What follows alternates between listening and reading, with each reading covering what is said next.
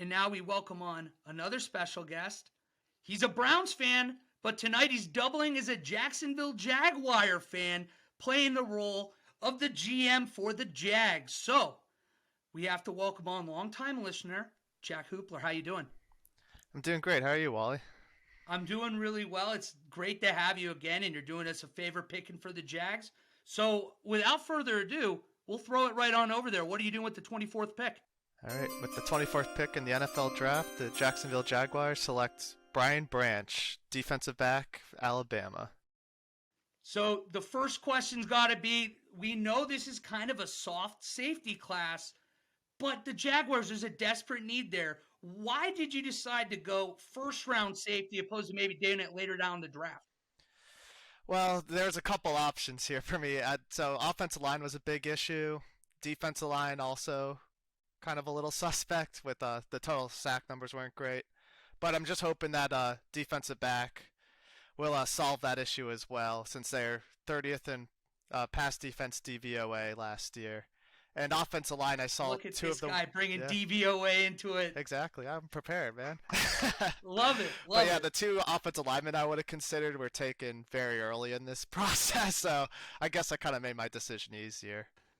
So you said D-line's a little suspect. Why go a polished safety who's not great at covering, is more of like a tackler, right? He's only missed 4 tackles in his entire career at Alabama.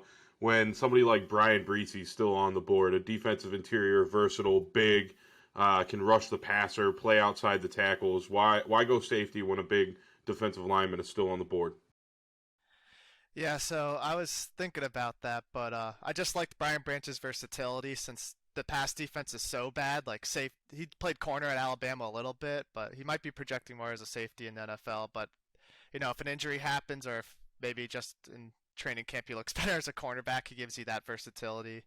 And they took Trayvon Walker first round last year, so I'm not sure if they were going to double dip 2 drafts in a row.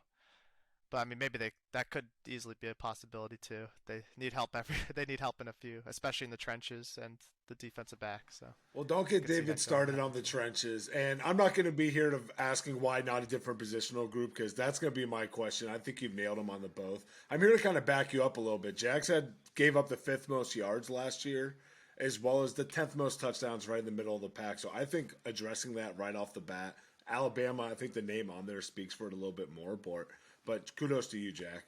Way to stick it to him. I tried. Well, Jack, we thank you again so much for coming on here. The AFC South Division Champion Jaguars going safety here. Thank you so much for coming on again. All right, thanks for having me. Absolutely. Maybe next year we can get you on with your own team again. Yeah, we'll see if they have a draft pick or not. But thank you. We're going to throw it on over to pick number 25.